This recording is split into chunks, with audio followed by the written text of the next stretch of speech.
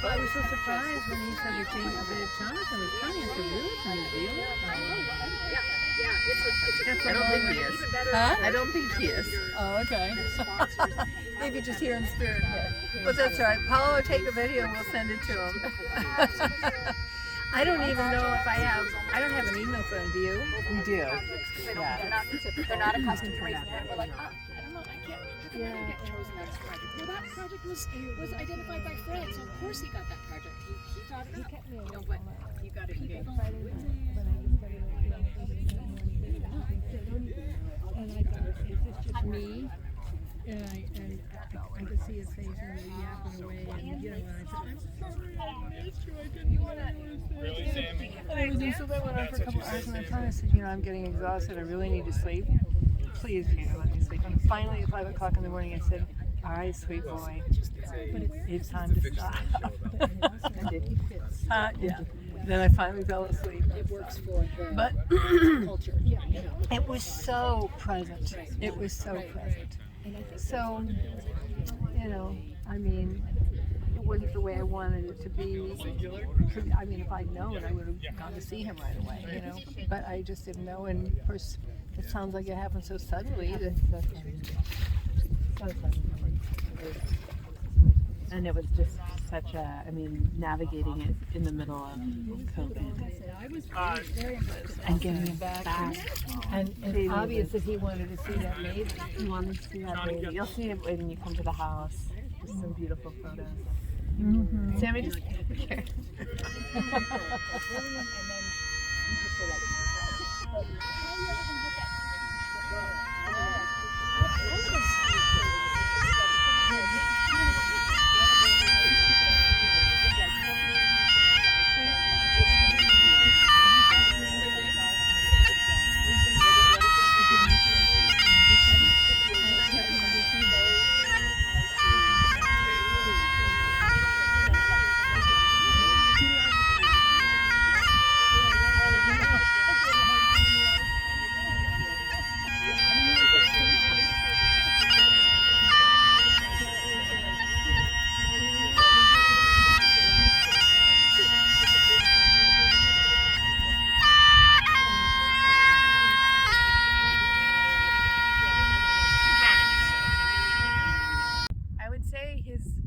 Place in the world, Abbots Lagoon.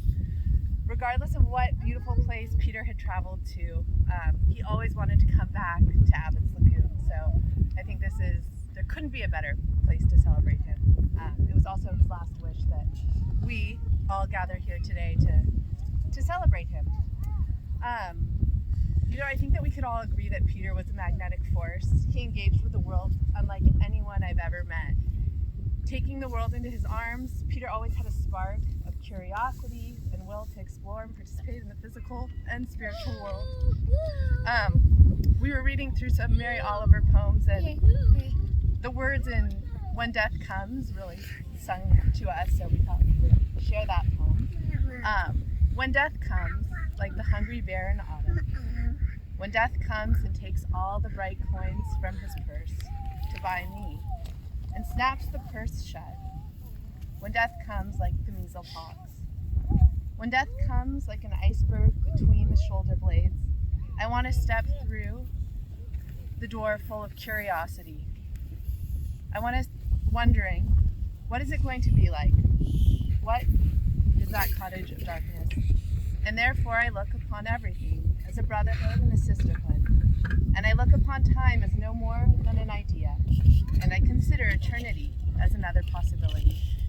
And I think of each life as a flower, as common as a field daisy, and as singular.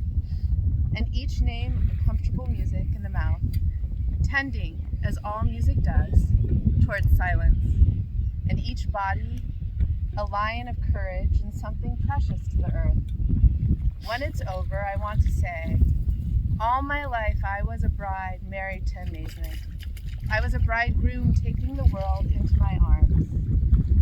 When it's over, I don't want to wonder if I have made my life something particular and real. I don't want to find myself sighing and frightened or full of argument. I don't want to end up simply having visited this world. What a bright light you are in this universe, Peter Robertson.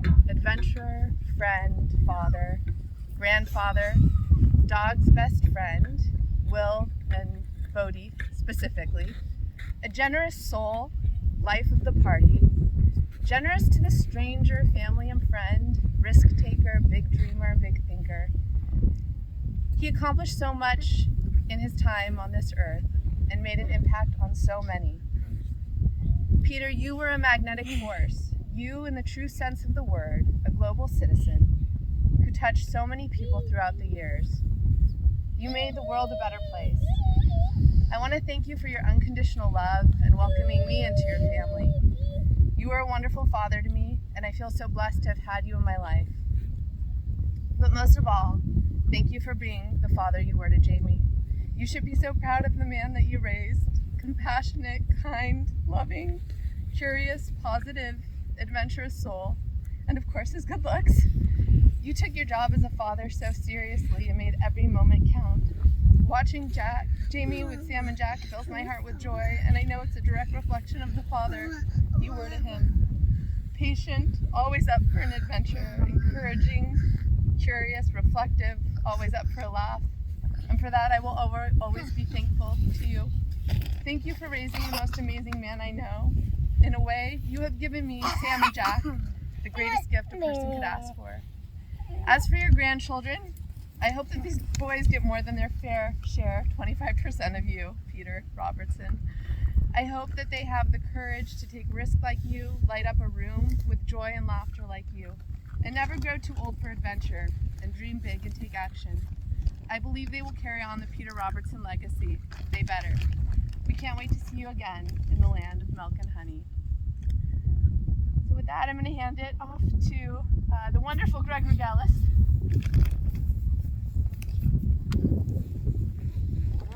Well, I've known Peter since the time I thought I was invincible when I hid under the table at daycare with Jamie, and I've learned so much through him, or from him, throughout my entire life, and he's always been an inspiration to me, almost like a second father. So there's just two major pieces that I wanted to share with you guys, and you probably feel the same. But one is just his embracing of music. So we were driving out to Stinson Beach a long time ago, probably late elementary school, and he's all weird and British and listening to weird music and gyrating his body, and like, I was frankly uncomfortable with it. I didn't know what to think. My dad's not like that. And we started making fun of him. And we're like, oh, this is stupid music, you know, what are you doing, Peter? And then he turned the music off, said, laddies, and like yelled at us and said, you need to listen to the music with the singer and the drummer and the bass and the lead guitar and rhythm guitar, and you need to understand this is the Rolling Stones and this is very important. And I was like, whoa, okay. So for the first time, I really started embracing music and wiggling to it. And I love dancing. I always think of Peter. And the other one is he boldly chooses to live a very fulfilling life. When I say boldly, he just does it, and it's a little bit above and beyond than most people, probably kind of like this venue right here. And I always think of, we were on this 100-mile Boy Scout hike back in middle school, and we did everything to cut weight, so our packs are lighter, so I chopped the toothbrush in half and all that.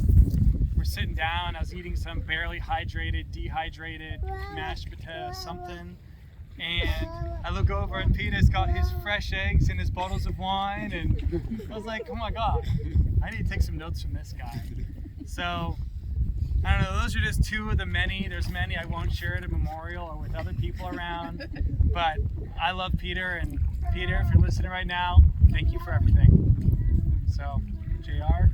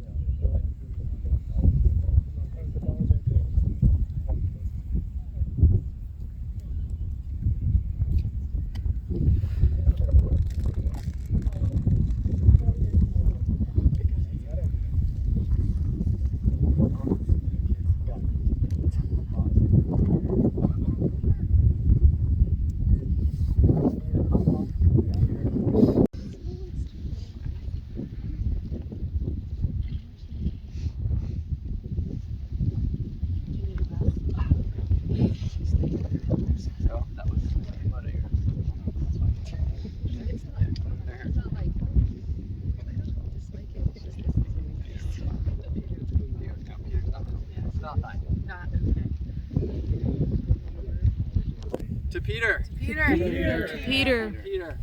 Peter. Peter.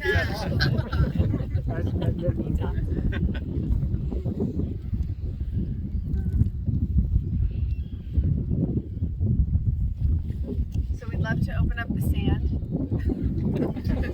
Peter stories. Peter used to camp with us in our Burning Man camp at Psyche Taxi, and one year he came in. He was often later in the week. He would sometimes just drop in, but this time I think it was a planned vacation. But he came in and he sat down and began one of his stories, and apparently he'd gotten 2 speeding tickets on the way up, and it was as if it had no effect on him whatsoever. It was like, yeah, that was 15 minutes ago or whatever, you know, of course it was hours ago. But he was his same joyous, absolutely irredeemable self the rest of the week. It was like, and then I heard later that he got in another one on the way home. But that was Peter. To Peter. Peter. I have a memory that just popped into my head just now as you guys were talking. It's many memories because it's something that Peter would do again and again. Every time we would go out to a Chinese restaurant, at the end of the meal, when we got our fortune cookie, he would open it and look at the fortune and say, "Help! I'm being held hostage in a fortune cookie factory," and then just crack up hysterically every time. And it was great. It was so fun seeing him get so much enjoyment from the joke.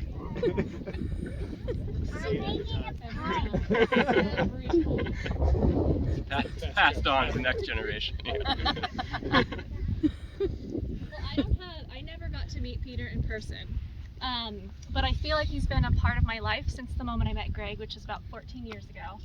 And when he first started talking about him, I was like, what is going on? I don't understand. Does he really have an accent, or is it just like this caricature that they've created? And I think I was like, I wasn't sure, and I think it took me a few years before I realized that maybe it's a little bit of both. But so I'm sorry I didn't get to meet him in person, but his spirit definitely lives on in our family and in our children, and he's leaving behind the most wonderful legacy in his family. So to Peter. Peter.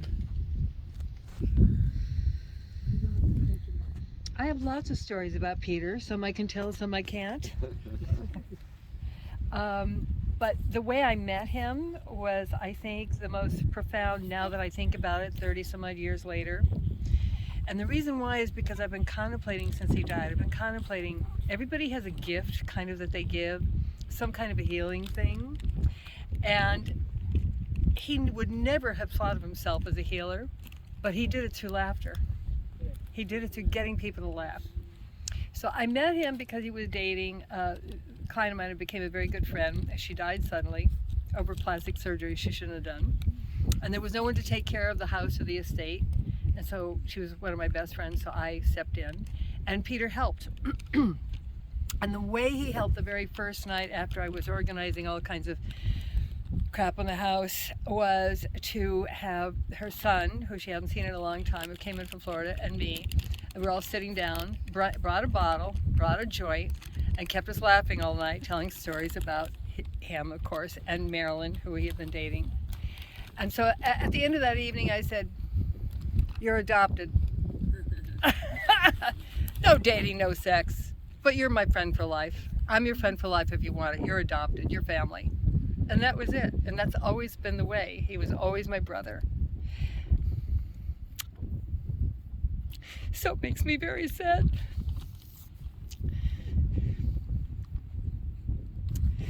To lose somebody who was a true brother to me.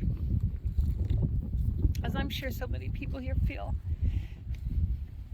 And I'm very grateful to you for doing this, to bringing it together, to giving us an opportunity to celebrate him and to have a little closure about what happened. So thank you so much. Really appreciate it.